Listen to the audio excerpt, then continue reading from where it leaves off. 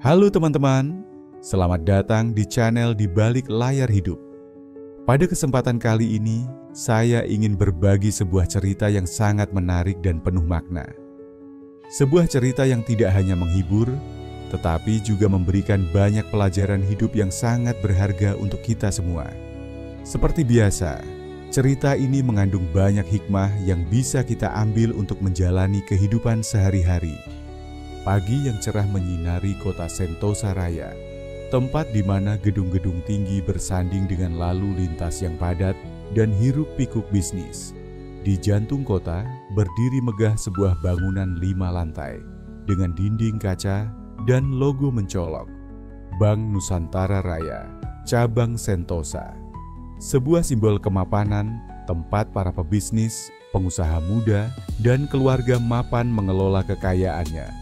Di dalam, suasana sudah sibuk sejak pukul 8 pagi. Aroma kopi dari pantry bercampur dengan semerbak parfum pegawai. Lantai mengilap, meja-meja customer service tertata rapi, dan layar digital menampilkan nomor antrian. Musik lembut mengalun sebagai latar, memberi kesan eksklusif dan elegan. Tania, salah satu customer service favorit bank itu, baru saja selesai berdandan. Dengan blazer putih dan rok pensil abu-abu, ia tampak profesional dan memikat. Ia adalah pegawai teladan, setidaknya dalam penilaian atasan, berkat senyumnya yang manis dan caranya memperlakukan nasabah kaya dengan penuh perhatian. "Pagi Tan," sapa Dina, rekan kerjanya. "Pagi juga, hari ini kayaknya ramai," jawab Tania sambil memoles lipstik tipis. Belum sempat obrolan mereka berlanjut, pintu kaca otomatis bank terbuka. Seorang pria masuk dengan langkah pelan. Pakaiannya lusuh, kemeja kebesaran dengan noda samar, celana jeans belel yang mulai robek di lutut, dan sandal jepit yang nyaris putus. Rambutnya agak kusut. Wajahnya tampak lelah namun tenang. Suasana di dalam bank seketika berubah. Beberapa nasabah mulai memandang dengan tatapan risih. Seorang ibu muda menggenggam tas tangannya lebih erat. Seorang pria paruh baya melirik sinis sambil menggumam, "Astaga, zaman sekarang kok berani ya orang kayak begitu masuk bank elit begini." Pegawai yang semula asik menyambut nasabah mulai saling pandang. Sebagian langsung mengalihkan perhatian, pura-pura sibuk. Pak Sutar, satpam senior yang sudah hampir 10 tahun bekerja di situ, langsung melangkah cepat mendekati pria itu. Suaranya pelan tapi tegas. "Mas, maaf ya, ini bank. Kalau butuh bantuan sosial atau semacamnya, mungkin bisa langsung ke dinas sosial," katanya. Mencoba sopan meski nadanya jelas meremehkan. Pria itu menatapnya, tidak tersinggung sedikit pun.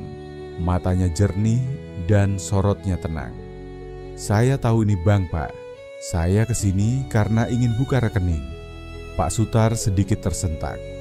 Ia menatap pria itu dari atas ke bawah, memastikan bahwa ia tidak salah dengar.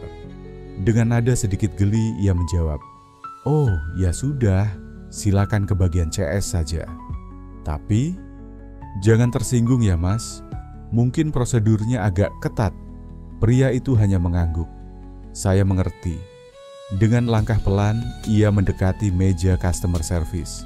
Kursi kosong di depan meja Tania adalah yang pertama ia temui. Ia duduk dengan sopan, tanpa banyak bicara. Tania yang awalnya sedang melihat layar komputernya, mendongak dan melihat penampilannya. Seketika, senyum yang biasanya ramah berubah menjadi kaku. Ia sempat melirik Dina yang duduk di sebelahnya dan mengangkat alis, seakan bertanya, "Serius ini orang mau buka rekening?" "Selamat pagi. Ada yang bisa saya bantu?" tanyanya. Dengan suara yang dipaksakan tetap profesional, tapi nadanya mengandung jarak. "Saya ingin buka rekening baru," jawab pria itu singkat. Tania menahan nafas, lalu mengambil formulir sambil berkata, "Baik, tapi untuk pembukaan rekening di sini minimal setoran awal 1 juta rupiah ya Pak. Dan harus bawa KTP asli yang masih berlaku." "Saya sudah siapkan," kata pria itu, seraya mengeluarkan dompet kulit lusuh dari saku dalam bajunya. Ia menyodorkan KTP dan selembar amplop berisi uang. Tania membuka amplop itu, menghitung cepat, lalu menarik napas pendek. "Maaf, ini belum cukup," katanya sambil mengangkat alis. "Dan sejujurnya, biasanya nasabah kami datang dengan janji atau rujukan. Di cabang ini, kami punya standar pelayanan tertentu." Pria itu tidak marah. Ia hanya tersenyum kecil, lalu berkata, "Kalau begitu tidak apa. Terima kasih atas waktunya."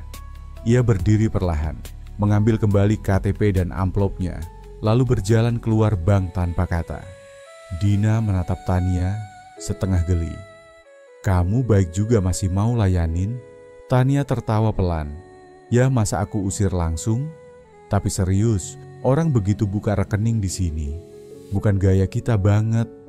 Mereka tidak tahu bahwa pria yang mereka remehkan itu bukan orang biasa, dan bahwa hari itu akan menjadi titik balik hidup mereka semua. 2 hari telah berlalu sejak kejadian di bank. Kehidupan di Bank Nusantara Raya Cabang Sentosa kembali berjalan seperti biasa. Tidak ada yang mengingat pria berpenampilan lusuh itu. Ia hanya dianggap sebagai gangguan kecil di tengah rutinitas para profesional yang sibuk. Namun pada hari ketiga, pagi itu terasa sedikit berbeda.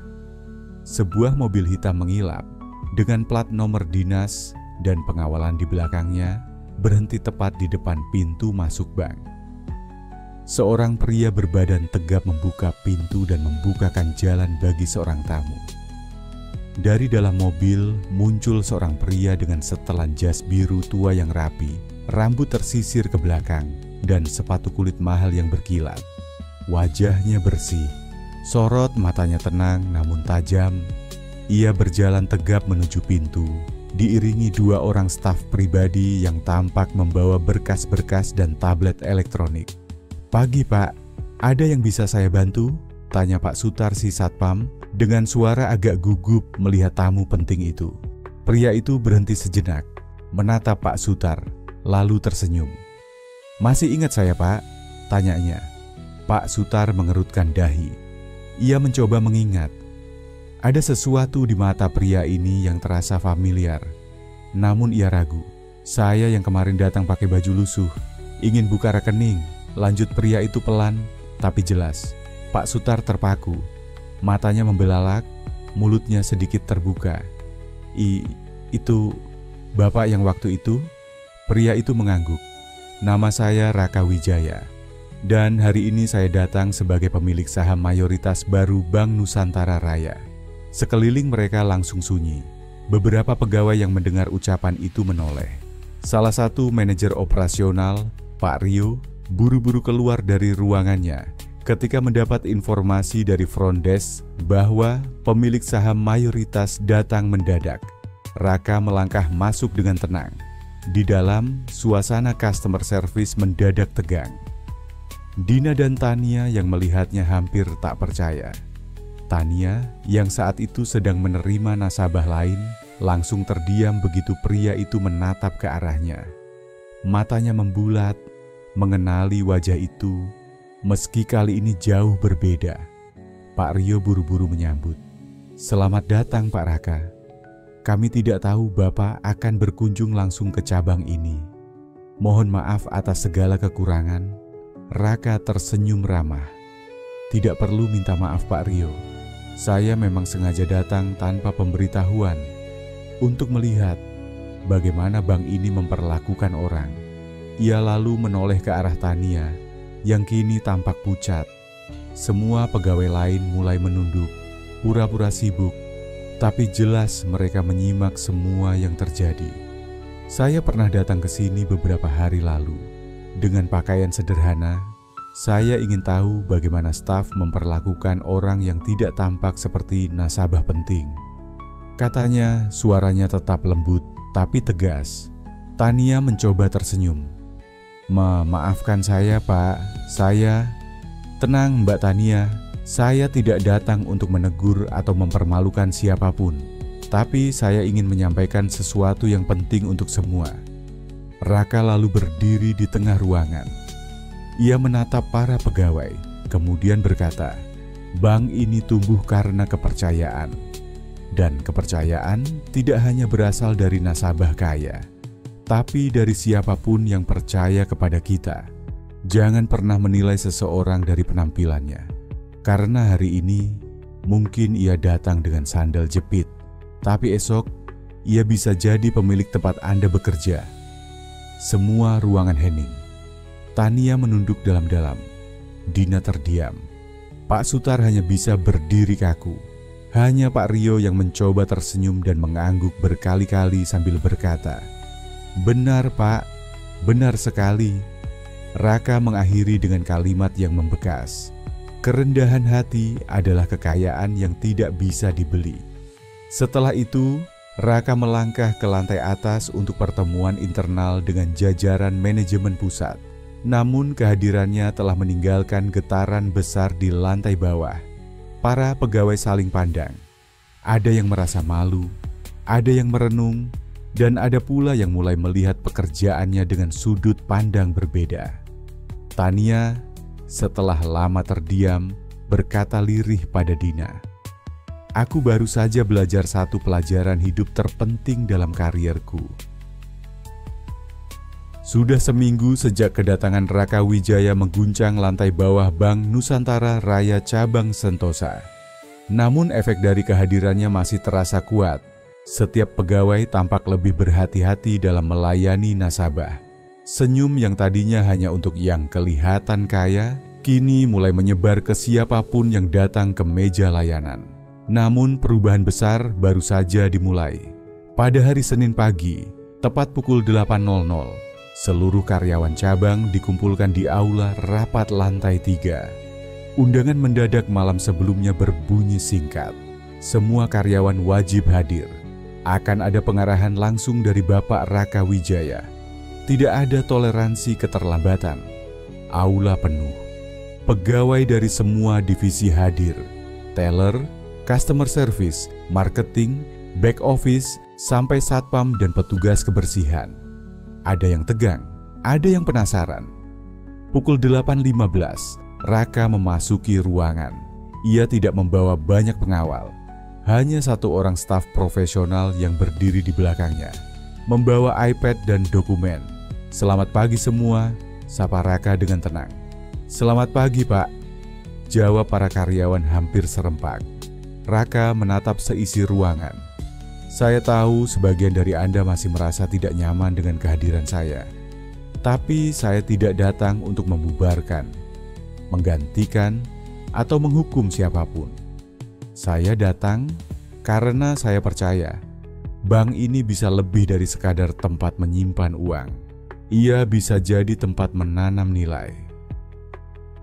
Ia menekan remote kecil di tangannya. Layar besar di belakangnya menyala. Tampak foto-foto pegawai melayani nasabah dengan wajah acuh. Video singkat rekaman CCTV dari 2 minggu terakhir. Tanpa suara, namun ekspresinya cukup jelas. Pegawai yang memilih-milih nasabah, yang tersenyum hanya pada mereka yang berpenampilan berkelas. Terdengar bisik-bisik kecil. Beberapa pegawai langsung menunduk. "Saya tidak ingin mempermalukan siapapun, tapi fakta harus kita hadapi. Kalau kita ingin berubah, kita mulai dari kenyataan," ujar Raka. Ia melanjutkan, "Saya akan mulai menerapkan program baru. Kita sebut program layanan tanpa pandang wajah. Setiap pegawai, dari teller sampai manajer, akan mendapat pelatihan ulang dalam pelayanan dan etika kerja. Akan ada evaluasi rutin, dan hasilnya akan memengaruhi tunjangan dan promosi." Suasana mulai terasa panas. Beberapa pegawai saling pandang.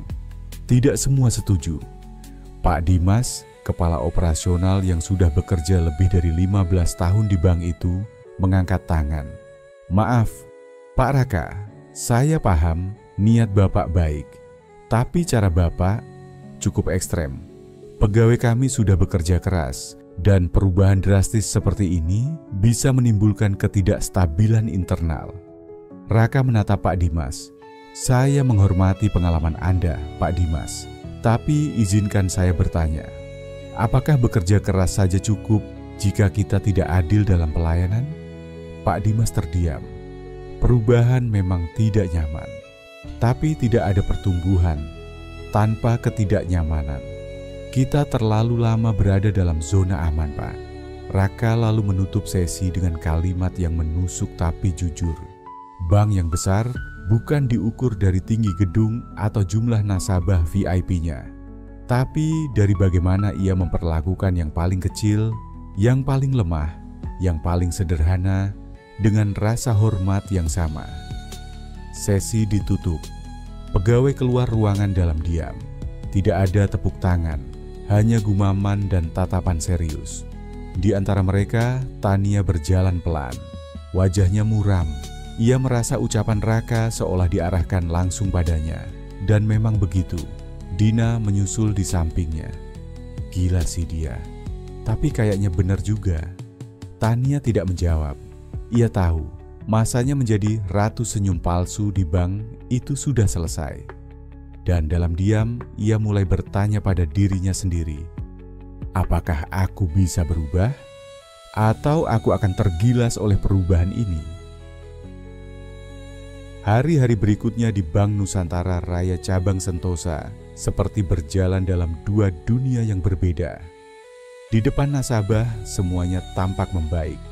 Para pegawai mulai memberi senyum yang lebih tulus, menyapa lebih hangat, dan memperlakukan semua nasabah, baik yang datang dengan pakaian lusuh atau jas rapi, dengan kesetaraan yang sebelumnya jarang terlihat. Tapi di balik meja kerja, di ruang istirahat, dan dalam bisikan di toilet wanita, dunia lain sedang tumbuh. Dunia yang penuh resah, dendam diam-diam, dan rasa tidak terima.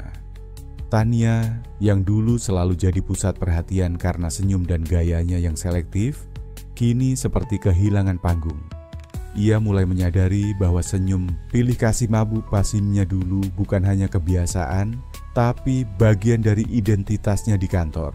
Dan kini identitas itu perlahan dicopot, seolah-olah ia tak lebih dari pegawai biasa. Suatu siang saat istirahat, Tania duduk sendirian di kantin. Sisa makanannya hanya disentuh sedikit. Di tangannya ada formulir evaluasi pribadi yang wajib diisi setiap akhir minggu. Pertanyaan-pertanyaan di dalamnya sangat langsung. Apakah Anda memberi pelayanan yang adil minggu ini? Adakah momen Anda memilih nasabah berdasarkan penampilan? Apa tindakan konkret yang Anda lakukan untuk memperbaiki sikap kerja Anda? Tania menggigit bibirnya. Ia tahu jawabannya, tapi menulisnya seakan menguliti dirinya sendiri. Tak lama, Dina datang dan duduk di seberangnya. Ia membawa 2 minuman kaleng dan mendorong satu ke arah Tania. Kamu belum makan benar ya? Tania mengangguk pelan. Lagi nggak nafsu. Masih mikirin omongan Pak Raka? Tanya Dina, lembut. Bukan cuma itu, gumam Tania. Kayaknya aku udah nggak tahu aku ini siapa kalau bukan jadi Tania yang dulu. Dina memiringkan kepalanya, menyimak. Tania melanjutkan, aku selalu merasa kerja bagus itu ya, berarti ramah ke nasabah VIP, yang bisa kasih keuntungan besar buat bank. Tapi sekarang semua dibalik, dan aku nggak tahu harus jadi versi diriku yang mana. Dina diam 1 jam. Mungkin ini waktunya kamu jadi versi terbaikmu, bukan versi yang paling nyaman. Ucapan itu menancap dalam. Tapi sebelum Tania sempat meresapi lebih jauh, suara notifikasi ponsel Dina memotong keheningan. Dina membaca cepat dan mengernyit. Ada yang aneh. Apa? Tanya Tania. Ada pegawai back office yang katanya dipanggil mendadak ke kantor pusat, tapi diam-diam. Nggak lewat atasan, langsung lewat orang dari tim Pak Raka. Tania menegakkan badan. Siapa? Mas Bagus, yang biasa urus dokumen legal dan arsip lama. Tania terdiam. Nama Bagus memang tidak terkenal. Orangnya pendiam, tapi dikenal teliti. Tidak banyak bicara, dan sepertinya tahu banyak hal. Kenapa dia? Gumam Tania. Apa yang mereka cari? Sore harinya, Tania sengaja turun ke ruang arsip di lantai 1, tempat Mas Bagus biasa bekerja. Ruangan itu sepi, hanya suara kipas angin tua yang berputar pelan. Di sudut, sebuah lemari besi terbuka separuh. Isinya map-map dokumen nasabah lama, sebagian bertanda merah. Tania tidak bisa menahan rasa penasaran. Ia melangkah pelan ke arah lemari, melihat sebuah map bertuliskan kode. Proyek C 2417, internal rahasia. Ia menyentuhnya, tapi sebelum ia bisa membuka, suara seseorang memanggil dari belakang. Tania, jantungnya melonjak. Ia berbalik. Di ambang pintu berdiri Pak Dimas, kepala operasional dengan tatapan tajam. "Kamu ngapain di sini?" tanyanya dingin. Tania gugup sejenak. "Cuma nyari dokumen pelayanan lama buat evaluasi mingguan." Pak Dimas berjalan pelan mendekat. "Hati-hati Tania, jangan sampai kamu terlibat terlalu jauh dalam sesuatu yang kamu nggak pahami." Nada suaranya tak lagi seperti atasan yang ramah. Ada ancaman terselubung di baliknya. Mata Pak Dimas menatap map di tangan Tania yang perlahan diletakkan kembali. Setelah Pak Dimas pergi, Tania masih berdiri membeku. Ada sesuatu yang lebih besar dari sekadar reformasi layanan. Dan kini ia sadar, Raka Wijaya mungkin bukan hanya datang untuk memperbaiki budaya kerja. Ia mungkin sedang membongkar sesuatu yang lebih gelap. Sesuatu yang selama ini tersembunyi di balik senyum sopan dan kinerja tinggi bank itu. Dan tanpa sadar, Tania sudah masuk terlalu jauh. Malam itu, Tania tak bisa tidur. Pikirannya berputar pada percakapan singkat dengan Pak Dimas di ruang arsip. Tatapan matanya, nada bicaranya, dan dokumen yang hampir ia buka, semuanya membentuk mozaik teka-teki yang belum lengkap, tapi terasa menekan dadanya seperti beban besi. Ia membuka laptop, membuka folder lama yang pernah dikirim tim legal. Tania tak pernah peduli sebelumnya, tapi sekarang, setelah mendengar nama proyek C 2417, tangannya bergerak lebih cepat dari pikirannya. Ia mulai mencocokkan kode-kode proyek, tanggal-tanggal transaksi, dan nama-nama nasabah besar yang selama ini dilayani dengan senyum dan teh hangat. Hanya satu hal yang mencolok. Ada aliran dana besar yang bolak-balik dalam jangka waktu tak wajar. Selalu di akhir bulan. Dan entah kenapa selalu berkaitan dengan unit kecil di bagian pengembangan properti. Padahal unit itu sudah mati suri selama 3 tahun. Pagi harinya, Tania memberanikan diri menemui Raka Wijaya di ruangannya. Ia mengetuk pelan, lalu masuk setelah dipersilakan. "Kamu tampak gelisah," kata Raka tanpa basa-basi. Tania menutup pintu. "Saya mungkin menemukan sesuatu, tapi saya nggak yakin apakah saya harus benar-benar membukanya." Raka menyandarkan tubuhnya ke kursi. "Kalau kamu datang ke sini, berarti kamu sebenarnya sudah tahu jawabannya." Tania duduk, menatapnya dalam-dalam. "Pak, proyek C 2417 itu apa?" Seketika ruangan itu seperti mengeras. Raka mengangkat alis, lalu pelan-pelan merogoh lacinya. Ia mengeluarkan satu berkas tipis. "Saya sedang mengumpulkan potongan-potongan data dari berbagai cabang. Kamu bukan orang pertama yang menanyakan kode ini, tapi kamu yang pertama dari cabang ini." Ia membuka berkas itu dan menunjukkan salinan transfer dana dalam jumlah besar ke rekening-rekening yang tidak memiliki profil usaha jelas. "Ini uang dari mana?" tanya Tania. "Dana bank, tapi lebih dari itu, dana dari nasabah kelas kecil. Diputar dan dicairkan lewat proyek properti fiktif. Dibungkus seolah-olah itu investasi internal. Kamu tahu siapa yang menyetujui sistem ini?" Tania menggeleng. "Pak Dimas," jawab Raka lirih. "Dan dia bukan sendiri. Ada setidaknya 3 kepala cabang dan 1 direktur wilayah yang bermain.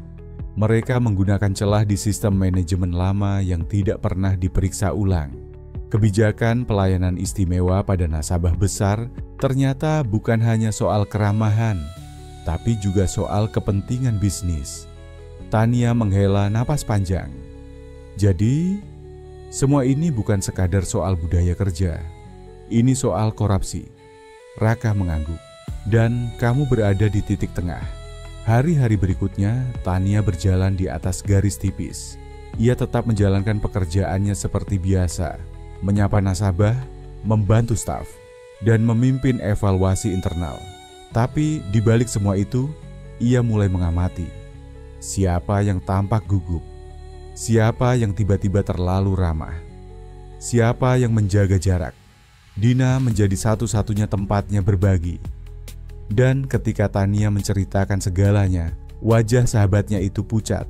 Aku kira ini cuma soal perilaku kerja yang salah, tapi ini lebih besar dari yang kubayangkan, gumam Dina. Kamu masih bersedia bantu aku? Tanya Tania. Dina menatapnya dalam. Aku udah jalan sejauh ini, mundur sekarang nggak akan membuat segalanya aman.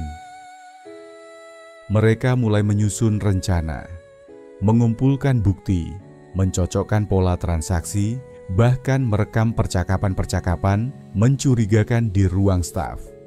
Raka mendukung secara diam-diam, mengirimkan file pendukung, dan menghubungkan mereka ke tim audit internal pusat yang dipercaya. Tapi tentu saja, tak ada rahasia yang bisa disimpan selamanya. Suatu sore, ketika semua tampak biasa, seorang petugas keamanan menghampiri Tania dan meminta ia ikut ke ruang kepala cabang. Di sana, Pak Dimas sudah menunggu, lengkap dengan 2 orang dari HRD pusat yang Tania belum pernah lihat sebelumnya. Saudari Tania, ujar salah satu dari mereka, kami mendapat laporan bahwa Anda melakukan pelanggaran privasi data nasabah dan pengambilan dokumen rahasia tanpa izin. Tania menatap mereka, mencoba tetap tenang. Saya tahu laporan itu dari siapa. Pak Dimas menatapnya tajam, tapi tersenyum tipis. Kamu terlalu penasaran, Tania, ucapnya. Dan kamu lupa, dalam sistem seperti ini yang tahu terlalu banyak, biasanya cepat tersingkir. Tapi kali ini Tania tidak takut. Saya tidak sendiri, katanya pelan. Dan saya bukan orang terakhir yang akan bicara. Seketika pintu ruang rapat terbuka. Raka Wijaya masuk dengan seorang pria berseragam dari Divisi Investigasi Internal Bank Pusat. Kami sudah cukup bukti, ujar Raka. Dan pertunjukan ini sudah terlalu lama berlangsung. Pak Dimas tak berkata apa-apa, tapi wajahnya mulai memucat. Petang itu, Tania berdiri di luar kantor, menatap langit yang perlahan menggelap. Angin membawa aroma gerimis dan bau tanah basah. Dina berdiri di sampingnya, diam. Kamu yakin akan tetap kerja di sini? Tanya Dina pelan. Tania tersenyum. Justru sekarang aku merasa ini tempatku, tempat di mana aku bisa bikin perubahan nyata. Meski itu artinya kamu harus jadi orang yang berbeda dari dulu. Tania menoleh, matanya mantap. Bukan orang yang berbeda, tapi orang yang akhirnya tahu siapa dirinya sebenarnya. 1 bulan telah berlalu sejak penangkapan Pak Dimas dan beberapa oknum lainnya yang terlibat dalam skandal Proyek C 2417. Kantor cabang tempat Tania bekerja tak lagi sama. Setiap sudut yang dulu terasa penuh tekanan, kini perlahan-lahan mulai bernafas lega. Orang-orang berjalan tanpa curiga, tanpa bisik-bisik. Senyum mereka untuk pertama kalinya terasa tulus. Tania duduk di meja kerjanya, membuka laporan dari tim audit pusat. Nama-nama yang dulu menekan dan memanipulasi sistem kini menjadi bagian dari berkas kasus yang akan diproses hukum. Beberapa rekan lama mengundurkan diri. Beberapa lainnya justru muncul sebagai pendukung perbaikan sistem. Namun, kemenangan ini tidak datang tanpa harga. Hari itu, Tania dipanggil ke ruang Raka Wijaya. Pria itu yang sempat menjadi sekutu di balik layar, kini resmi menjadi kepala divisi reformasi operasional. Selamat Tania, katanya sambil menyodorkan secangkir teh. Kamu telah menyelamatkan lebih dari sekadar reputasi cabang ini. Kamu menunjukkan bahwa sistem bisa melawan balik. Tania tersenyum lelah. Tapi saya juga dilaporkan hampir diberhentikan, Pak. Raka mengangguk. Itulah ironinya. Dalam sistem birokrasi yang rapuh, terkadang kejujuran terlihat seperti pengkhianatan. Ia lalu mengambil satu map berwarna biru tua dan menyodorkannya. Ini keputusan pusat. Mereka ingin kamu bergabung sebagai anggota tim reformasi nasional, mengembangkan SOP baru, membuat sistem pelaporan anonim, dan membantu merancang pelatihan integritas untuk cabang-cabang lainnya.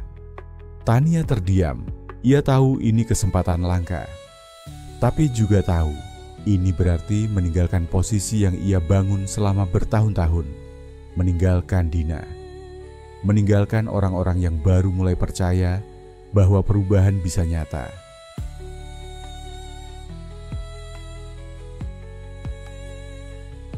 Malam itu, Tania berjalan menyusuri koridor kantor yang sudah mulai gelap. Di ujung ruangan, Dina sedang merapikan meja. "Jadi, kamu akan berangkat ke Jakarta?" tanya Dina pelan, tanpa menoleh. Tania mendekat dan duduk di sampingnya. "Aku belum putuskan." Dina berhenti sejenak, lalu menatap Tania dengan mata berkaca. "Aku bangga padamu. Kamu tetap berdiri ketika semua orang mencoba menjatuhkanmu." Tania menggenggam tangannya.